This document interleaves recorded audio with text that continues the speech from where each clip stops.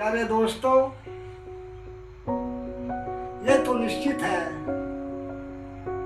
कि मैं आपके इच्छा की पूर्ति नहीं कर सकता।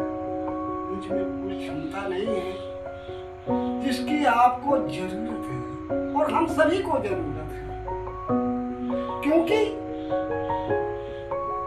उतनी बड़ी क्षमता मेरे में नहीं है कि राजनीय जीवनशील शरीर क्या कर सकता है जो हमारे महामनीषी करके हमें दी गए। जैसे भगवान राम एक ऐसे नर नारायण हो चुके हैं जो अपने तपोबल से दैहिक दैविक भौतिक तापा राम राज नहीं काहुक व्यापार जैसे करिश्मे दिखाकर प्रजाजनों को समृद्धिशाली बनाने में अग्रणी हुई है। इसी तरह भगवान कृष्ण का चरित्रांक जो अपने तपोबल के बल पर महा घोर संग्रामीय वर्षा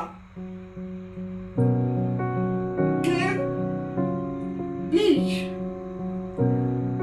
उंगली में गोवर्धन धारण करके प्रजाजनों को बचाया था।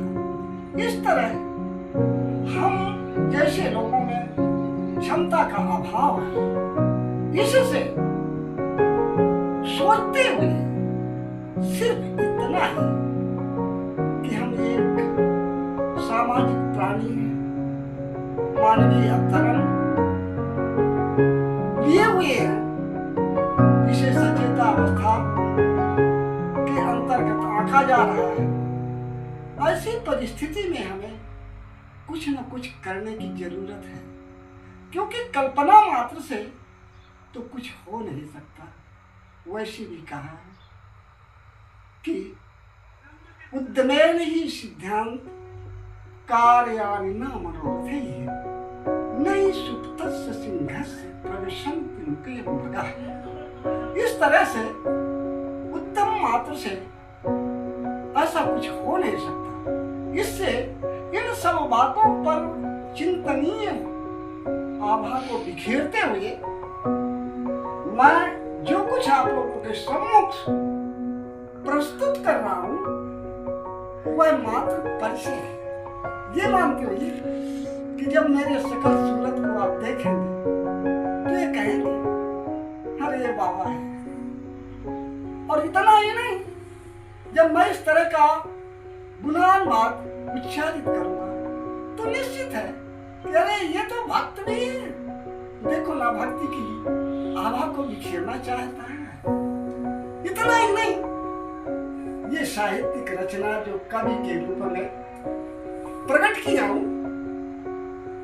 उसे भी आप यही कहेंगे अरे ये तो बाबा कवि भी है।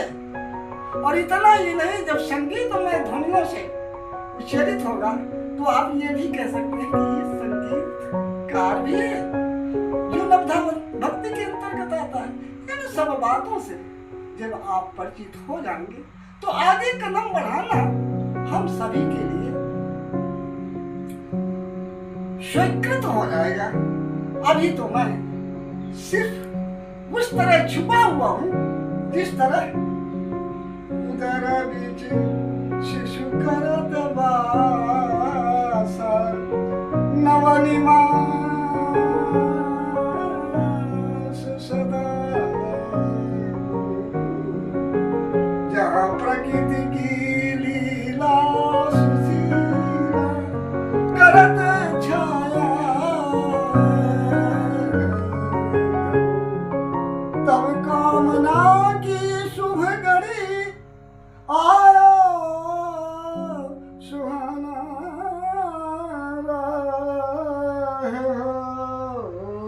के गुल खिला दर पे था जन्मों सौ का रूप लेके तेरा है संबंध सारे प्यार भरने आए हैं। शिशु के तन में सुहानी छवि को बिखराए जन बसा तन वासन रस प्रिय लोक रंजन कर गन मानो